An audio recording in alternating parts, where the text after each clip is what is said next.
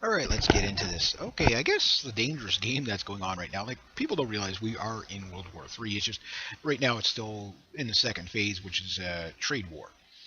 You have, basically currency war, trade war, then shooting war. Now, what's going on with China right now, with the islands and stuff like that? People, this has been going on for a long time. People are kind of paying attention to it only because it's been, kind of flashed on the mainstream media in the last past few weeks how serious the situation actually is. And to make matters worse, again, for anybody that's kind of in a bit of denial, if you follow my channel, you'll notice that the military movements that I often mention, okay, in themselves is nothing, but in the whole, there's an abnormal amount of military action around the world, in strategic drills, tactical drills, strategic meaning nuclear, naval drills. It's just outrageous numbers of money being spent on the world's largest pissing contest, so to speak. Now, what this is a new Cold War. It's just the Cold War is right now more against Russia, but it's starting to it will go to China as well. And because the economy is so bad in the States and in Europe, like yeah, there's some areas that are doing okay, but everything is so manipulated. The stock market is so manipulated to the point where uh, we're really watching the collapse. And one thing you'll notice that almost after every currency collapse, there's usually a war follows, or the war follows just as the currency collapses, so they can blame the other side. And that's what they're trying to do, I think, with China. There's a lot of motives to go to war with China. One of the ones is basically they're a creditor. They basically have a lot of U.S. debt, and the best way to pay the Chinese back is to not pay them at all and just go to war with them. They kind of call that debt forgiveness. Go to war with them that way you don't have to pay back your creditors. So the Chinese have started to arm some of these islands. They've been basically this from making this video as of a few days ago, they're starting to put like artillery emplacements on the islands. Now, part of their strategy is they know when they get into a war with the U.S. has put almost all of its eggs in one basket, so to speak, in a lot of ways. Number one, the U.S. wants to fight an air power navy war with China, same way they did with Japan back in World War II. Only this time it's a lot more firepower. But the Chinese, they're going from a different type of approach. They're going from what we'll do is just be everywhere, rather than. I mean, they've got a sizable navy too. I mean, if you rank them on the world, they've got a very powerful navy. Like, don't kid yourself, they're a force to be reckoned with. And I think many in the West really underestimate how the Chinese are. If North Korea was any indication of how the Chinese fight back then with older technology, with newer technology, these guys are going to be a handful and beyond a handful. And plus, the difference in their training is they're trained not, again, not to surrender. They're trained to, kill without hesitation, and they're willing to die for the cause. And there's nothing more dangerous than a soldier who doesn't fear death. Sometimes you can use that to their disadvantage, but for the most part, the Chinese, their navy, APCs and stuff like that, basically for island, they're perfectly suited for jumping from island to island. They have a lot of amphibious vehicles, and they're typically artillery and stuff like that, and close support. So think about it this way: you got a Chinese warship out there. Okay, that's dangerous enough, but now it's backed up by artillery and islands all over the place, and plus makeshift islands, which could also be used as airstrips and whatever. So they could just be everywhere. I don't think China could win a war against the United States in a conventional fight, but China's policy is also too, if they're losing, they launch everything, meaning those 5,000 miles of 3 to 5,000 miles of underground tunnels, with people speculating what the hell is in them. The speculation is that they got mobile missile launchers, and they do, like Russia, have mobile missile launching systems. Dongfang 41, Dongfang 31, Dongfang 21, all those things. A lot of them are designed basically to take out, like aircraft carriers and stuff like that, but they can also be armed nuclearly, for basically long distance missile launching. Plus, they would also have North Korea would have their back as well, because technically, North Korea is like what I call Southeast Chinese. You know what I mean? That's what they are. You know. They are Koreans, but they're basically Southeast Chinese is what they are. They're the same people. They just got conquered by the communists back in the back in the 50s. Hence what North Korea was all about. But with that said, the right now you got basically gun emplacements and mobile gun emplacements such as you know howitzers and stuff like that going to these islands as we speak. Immediate U.S. response is they're now sending a couple more warships and a few look like Virginia class subs, I guess they're be sending, which is a pretty potent submarine. Now China doesn't have a lot of submarines, but they have a fair amount. Most of them are older. They have a few Kylo subs, and then of course they've got their I forget what the name of it, KN1 or whatever it is. Don't quote me on the name of it, but anyways, they're I think one of two nuclear boomer subs that they have. And in 2012, they showed their plan that okay, yeah, we could take out almost half the United States with this thing before you'd have a chance to respond. And they also in 2011, 2012 took the first strike option off the table, meaning the preemptive strike option off the table, where they used to have a policy of no first strike policy, but now they do. Russia's also done this, and the thing is what that means is they can now, if they think they are in imminent danger, they're going to pull an Israel on the United States, basically. Like they've been saying in Israel, Iran's going to have a nuke in the next 5 minutes. They've been saying this for like 35 years. And then they go in, they preemptively strike this place. A preemptive strike is one of those things that you can make any justification at any level. You say, well, it was imminent. It was imminent that we believed they were going to do this. So you can strike anybody for any reason and just say, well, it was imminent that they were going to do such and such. So that danger in itself. Now, most people would say, okay, they're not crazy enough to do this. But with the loyalists of the communist regime of China, which it is still a communist country, yes, okay, every 18 years they give a throw of power to this group or to that group just to tell you, okay, yeah, this is what a different flavor of government's like, but at the end of the day, it's the Communist Party that runs everything. It's the Communist Party that pretty much owns all the manufacturing. It's the Communist Party, they control the government. China has about 130 to 150,000 protests every year, many of them violent, often leading to a lot of people getting shot. Like again, it's still a communist country. 25 years after the Tiananmen Square, I mean, Tiananmen Square, they just ran people over with tanks. You can't even make that. Like you got squished Chinamen and bicycles on the ground, blood on the tank tracks. People look at that iconic. That iconic picture of the Tiananmen Square where the guy's standing in front of the tank. I think that guy got killed. I think he got shot after. But he held up like 50 tanks. And stuff like that. So yeah, it was a great symbolistic thing, but in the end, about 1,000 maybe plus people got killed by the communist regime for protesting. So think about that. So if that's what they're willing to do to their protesters, what do you think they're going to do in a foreign invasion? One thing the Chinese aren't known for is being humanitarians. They never have been. They never will be. Some of the most cruel punishment of any prisons in the world are always going to come out of Asia. They're not good with their prisoners. The Japanese were the same in World War II. A German POW camp might have been bad, but guaranteed a Japanese internment camp was hell. And the way you look at Chinese and Japanese stuff like that, like their concept, especially with the Japanese, was back in World War II, was that they couldn't grasp the concept of somebody surrendering to them. It's like you fight to the death, you fight for honor. The Japanese didn't understand. It took 2 nukes to make them to surrender. So that kind of hardcoreness is throughout the Asian Pacific for sure. It doesn't matter which Asian country you pick. Same with Viet Cong. Again, to me, arguably the best soldiers in history, world history, modern history. These guys were undefeatable, and they had nothing. They had bicycles, donkeys, and a bunch of rusted out AKs, and you couldn't beat them with B-52s. You know what I mean? And I think that type of mentality that they have, again, these guys are going to be a force to be reckoned with.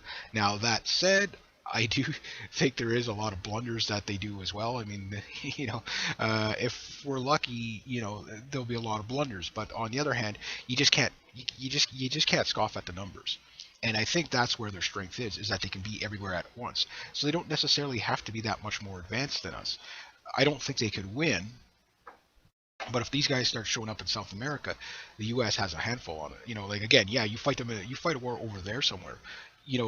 This is something like I referred to in World War I, World War II. Here in Canada, I mean, Canada, yeah, okay, we sunk a few U-boats off the coast in World War II, but World War I, we were pretty much manufacturing and just sending people over people over. Like there was really no risk to us whatsoever. World War II, even for the odd U-boat that would show up in off the coast of Newfoundland or whatever, wasn't really, when you think about it, wasn't really that much of a threat. Yeah, okay, you could sink a ship or two, but even if U-boats successfully fired all 14 torpedoes and made a kill each time, it wouldn't destroy the country. Yeah, it'd be a devastation on the Navy, but again, the manufacturing is still fine. In fact, one of the things that kept Germany going on so long in the World War II was the fact that they used synthetic oil. Otherwise, there would have been, the war would have ended a lot quicker if they would have been using petroleum. As much, stuff like that. It was basically that's what halted the Germans, was that they couldn't produce things anymore. Now with the Chinese is they have so much stuff. It doesn't matter how old it is, they just have so much, and they'll put lipstick on a pig and call it a princess. They'll make it work.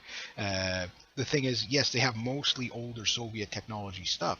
How much stuff they have in mothballs, again, really undetermined. Is it a 1 million man army or a 200 million man army? It depends how you add these guys up. If you add up just the military, there are probably only 35,000 Chinese military soldiers. That's it, front line. For the given year. Reservists, then it gets maybe to 1 million. You add up the veterans, maybe it's 2 or 4 million.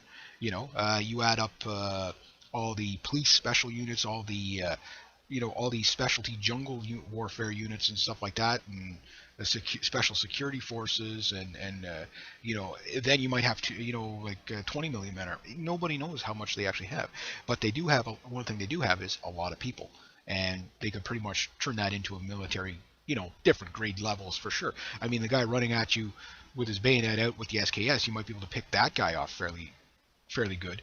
But the guy that's sneaking, with the knife in his mouth, coming down a line upside down to snatch your hat type of thing while you're not looking, that guy's going to be a little bit more. I think the Chinese Special Forces guys are going to be pretty hardcore. And none of them got lost on their way to college. That's one of the things you gotta factor in. These guys are dedicated and brainwashed to kill Americans. That's their whole goal.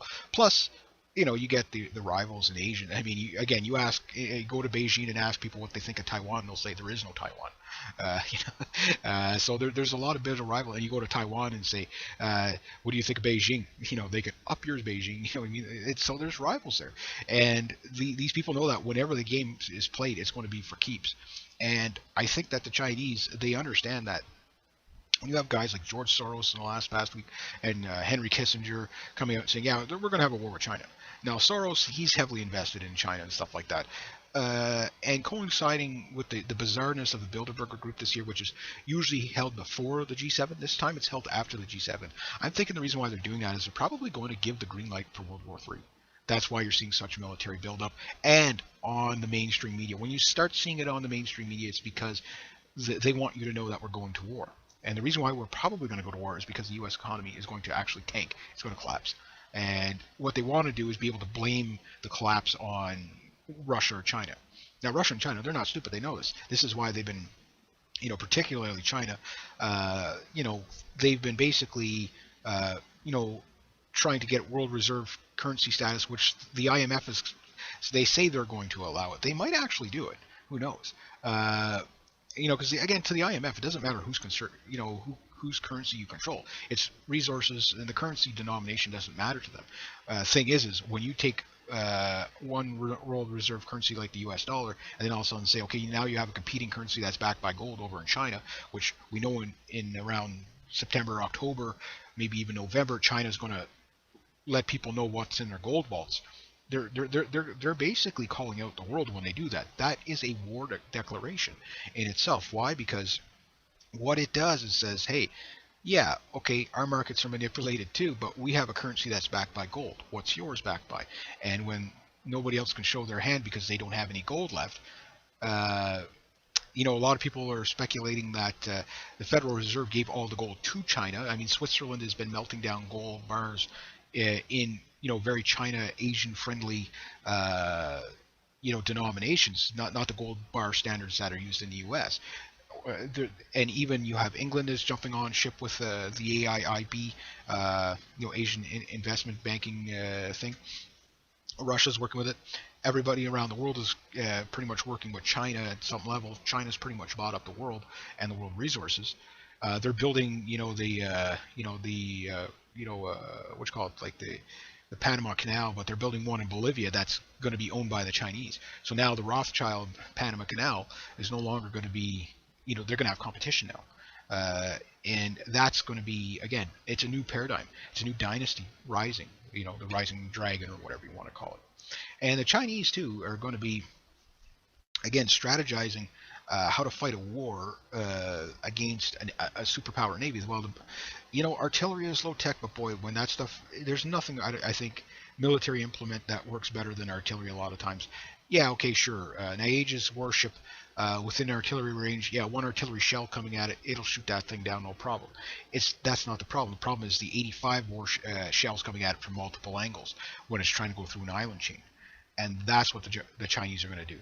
They're going to basically cut off sections of water strips. They're going to be able to control the islands, and because they're going to be able to control the islands, it's going to be impossible for air power in a lot of ways, because air power will have to conquer every single island.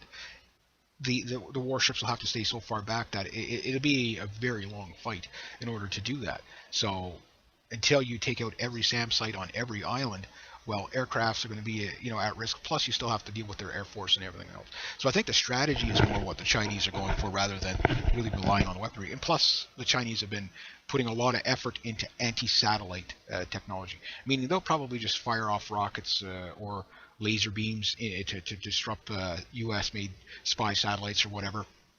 Heck, they wouldn't care if the whole world's power system goes down. They don't care about that.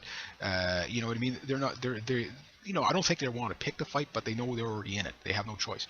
The cyber attacks and everything like that. Okay, yeah, sure. The Chinese probably do quite a bit. I mean, the Chinese are known for stealing stuff and reverse engineering.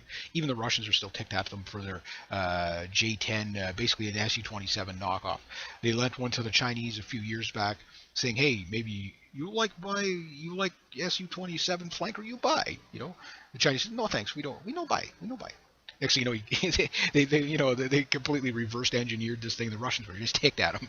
It's like you stole their airplane design. But that's the thing. Like that's what they do. I mean, heck, even in our ship building procurement program here, we caught a Chinese spy here. Another thing to keep in mind here in Canada, British Columbia. I mean, 27% of the British Columbia is Chinese descent. So again, these people are everywhere. And I'm not saying all Chinese are bad or anything. I'm not saying that at all. But what I'm saying is they could have some sleeper cells. And they wouldn't even have to do much. You just have to have vandals, really. Just go sabotage this. Go sabotage your rail system.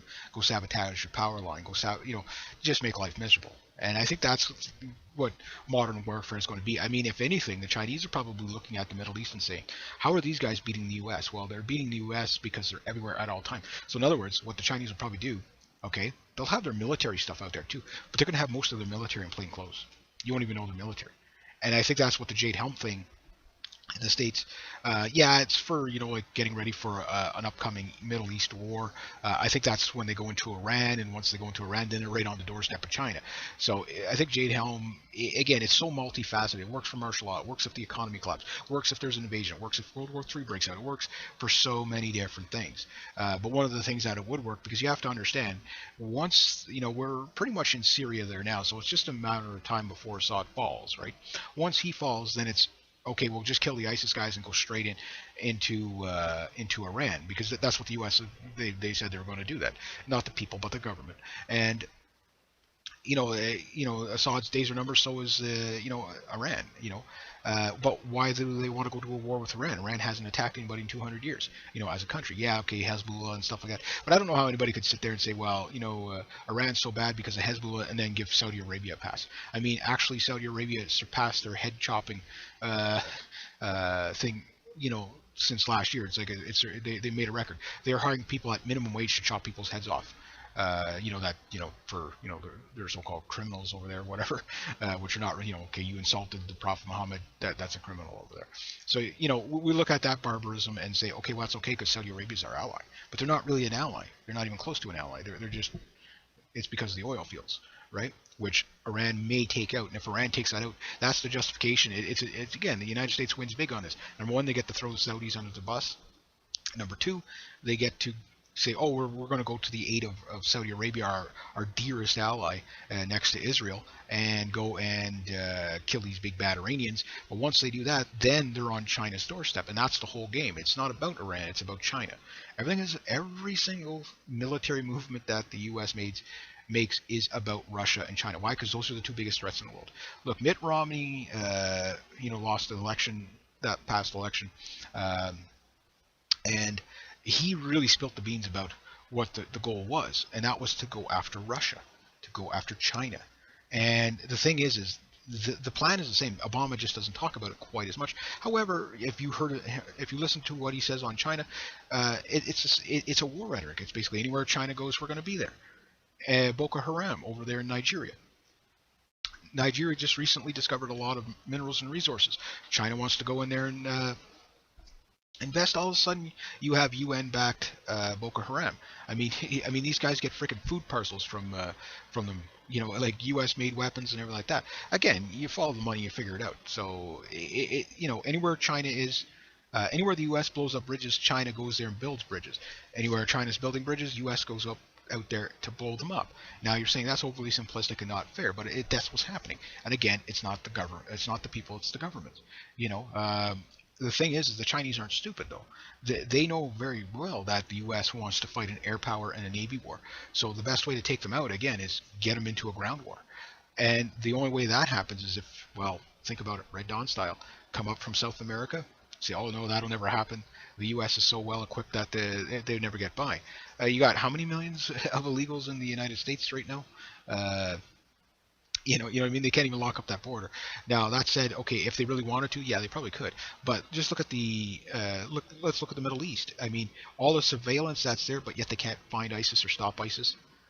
You know what I mean? So either the surveillance doesn't work, or like I've always been saying, and pretty much what a lot of ISIS guys have come forward and said, yeah, we were trained by the U.S. It's just we're flipping sides. It's a tribal war going on over there. But the bottom line is that the technology is not that good. I think the high tech technology stuff, like the F-22s and the spy satellites and stuff like that, I think that stuff is very short lived. Because number one, that's the first thing that the Chinese are going to go after is satellites. Once the U.S. is blind, then we're talking about a more conventional warfare, meaning, more like a Vietnam-style warfare where you actually have to fly over the target or within proximity to the target to detect it, meaning more risk. The thing is when we get into a shooting war with the Chinese, I mean, if we don't get into a shooting war with the Russians first, the thing you have to keep in mind is that the Chinese, they're not going to stop until it's finished. Like they've said it themselves. Their government said, look, if a war is inevitable with the United States if they don't allow us to do what because we're not going to back down. They're going to build these islands. They're going to do whatever. And other people in the Philippines, they're building islands, all that. So again, the United States has just chose sides. It's not a matter of okay, let's be peacekeeper in the region. How about you guys sit down, negotiate between Japan and China? And we had Shinzo Abe and what you call it, Xi Jinping both agree that yeah, we could have a limited war. Like, I mean, that's just ridiculous. Between Japan and China, oh, we could have a limited war. Well, if they want to have a war, sure, fine, go ahead, just leave us out of it. You know what I mean? Fine, knock yourselves out. If you think that's the best thing for humanity, go for it. That's up to you. But that said, we're in this. Again through treaties and stuff like that. Canada, not so much here, but the United States. I mean, the second the Chinese go into Taiwan, well, there you go. You're into a war. If Japan starts a war with China, you're into a war. Why? It's that ally thing. If South Korea gets into it with the North, you're into a war. So you could see even Vietnam, which is the United States are trying to woo them over, but they're just switched back to the Russians again. They're basically buying equipment from the Russians. Even Egypt is doing the same thing. They're like, okay, they're doing war. Russia's doing war drills, which is kind of ironic. And this is what you call blowback and backfire. If you here's a U.S. made Aegis warship, okay, with Egyptian Navy on there, okay, with Russian personnel standing right beside. So if you don't think the Russians have figured out exactly how to beat an Aegis warship by now, I pity anybody that's serving on one. Because again, this is the problem you get with selling equipment to your to very faulty allies. I mean, the F-16Cs that they gave to Egypt, I mean, the Russians, I bet you they've already, they said, here, we'll sell you Egypt, we'll back you guys militarily, we'll sell you all this new equipment. But while we're at it, how about we get a look at some of that American stuff just to see how it compares? Oh, so this is how you, jam a radar on an F-16C. This is how you take out an Aegis warships. This is weak. This is weak. We look at all the technology that the United States has given to Israel, who then turns around and sells it to China. So again, all that stuff they have. Like many senators have come out and said, yeah, the Chinese have everything. They know everything. There is no, they know how to beat everything. That said, there is probably a lot of black project stuff out there, but the problem with the black project stuff is no matter how good it might be and superior it might be to anything out there, it's not in large numbers. You know, even if it doesn't really need to be in that large numbers, it's not. For to defend it, and it's we're not there. We're not there. We're going to be screwed. And when we start shooting at the Chinese, they're going to shoot back for sure, but they're not going to contain it to the South Pacific. Why? Because they'll lose a war that way. They have to bring it to our shores, and they will bring it to our shores. Probably not in the way we would. Probably you're not going to probably see paratroopers over your cities or anything like that, but they will probably just sneak in refugees and stuff like that. It's the best way to get them in. Sneak in with the refugees and just sabotage everything. With all these train accidents that have been happening in the last past year, I don't know if it's just maybe deregulation you could probably blame on, but I don't think so. How much is natural? But it seems like almost every other week there's a train going off the rail somewhere. Does anybody else not find that odd? I don't ever remember a time in my life where almost every other week there's a train going off the rail somewhere, and it's always in like first world countries, Canada, the United States, European countries. Have you not noticed that in the last past year? I think that's the sabotage. Look, the day after the Boston bombing, okay, you had a refinery blow up here, or in Texas. Then a week after, another refinery blew up in Texas. Up here, it's again the trains. So you never know if it's saboteurs. And again, there's so many people. You had what you call it. Radical environmentalists up here in Canada saying that they were going to take trains off the tracks, for big oil and stuff like that. Mind you, these environmentalists are like, we want to save the environment, so we're going to go punch holes in oil pipelines and let it leak all over the place. They do stuff like that, right? So you got to factor that in too. But this also could be sabotage from other countries. Russia could have sleeper cells here as well, and I'm sure they do. I'm sure we got our guys over there too. But who's going to be more loyal is really the question. But I guess with the new activity again, you got I think something like almost a third of the U.S. naval fleet surrounding China as we speak, and yet they say, well, it's not against China. Well, who else? Why do you need the United States Navy in the South Pacific when there's supposedly no war going on? Well, it's when the war breaks out. And we've seen what the U.S. did with the CNN crew going with their P-8 Poseidon surveillance aircraft buzzing Chinese airspace 8 times. What happens when a Chinese pilot's, okay, this guy's just way too over the line, we have to defend the country, and he shoots down one of this U.S. crews? At that point, okay, we got to go to war because they unprovoked, they shot us down. But you're in their airspace. I mean, if they were sending over Chinese bombers and fighters escorts into U.S. airspace, the reaction would be the same.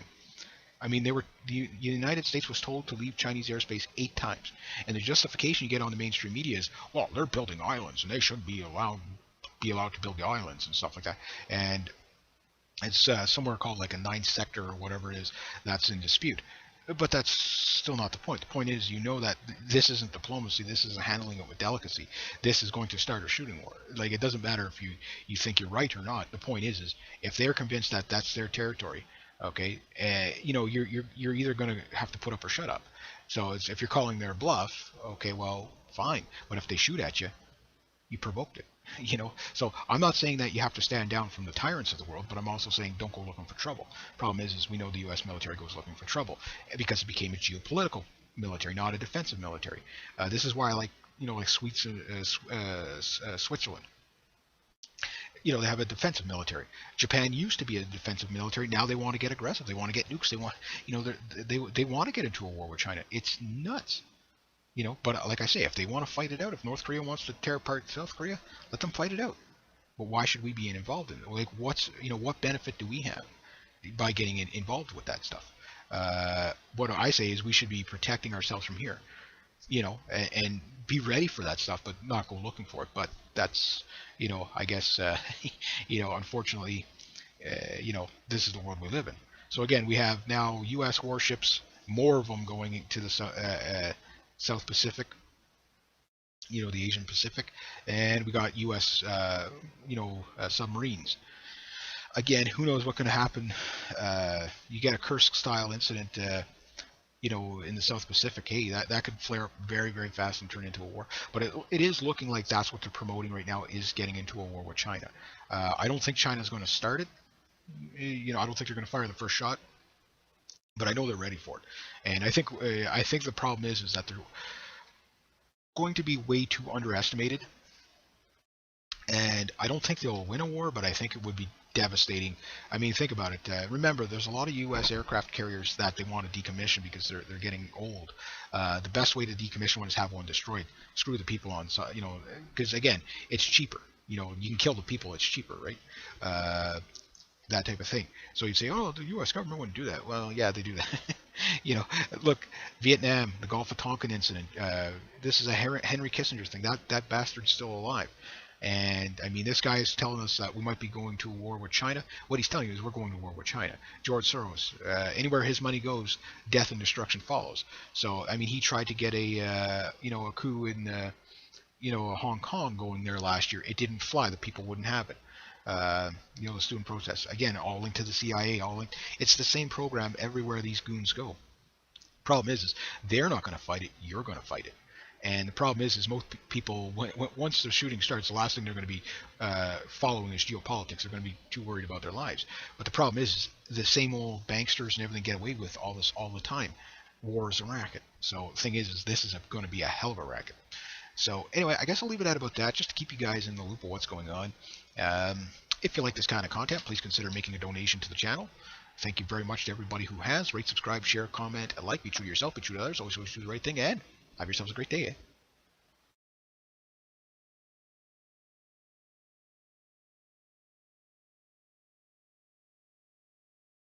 G'day, hi, and welcome. All right, let's get into this. Okay, I guess the dangerous game that's going on right now, like people don't realize we are in World War III. It's just right now it's still in the second phase, which is trade war. You have, basically currency war, trade war, then shooting war. Now, what's going on with China right now, with the islands and stuff like that? People, this has been going on for a long time. People are kind of paying attention to it only because it's been, kind of flashed on the mainstream media in the past few weeks how serious the situation actually is. And to make matters worse, again, for anybody that's kind of in a bit of denial, if you follow my channel, you'll notice that the military movements that I often mention, okay, in themselves is nothing, but in the whole, there's an abnormal amount of military action around the world, in strategic drills, tactical drills, strategic meaning nuclear, naval drills. It's just outrageous numbers of money being spent on the world's largest pissing contest, so to speak. Now, what this is a new Cold War. It's just the Cold War is right now more against Russia, but it will go to China as well. And because the economy is so bad in the States and in Europe, there's some areas that are doing okay, but everything is so manipulated. The stock market is so manipulated to the point where, we're really watching the collapse. And one thing you'll notice that almost after every currency collapse, there's usually a war follows, or the war follows just as the currency collapses, so they can blame the other side. And that's what they're trying to do, I think, with China. There's a lot of motives to go to war with China. One of the ones is basically they're a creditor. They basically have a lot of U.S. debt, and the best way to pay the Chinese back is to not pay them at all, just go to war with them. They kind of call that debt forgiveness. Go to war with them. That way you don't have to pay back your creditors. So the Chinese have started to arm some of these islands. They've been basically this from making this video as of a few days ago, they're starting to put like artillery emplacements on the islands. Now, part of their strategy is they know when they get into a war with the U.S. has put almost all of its eggs in one basket, so to speak, in a lot of ways.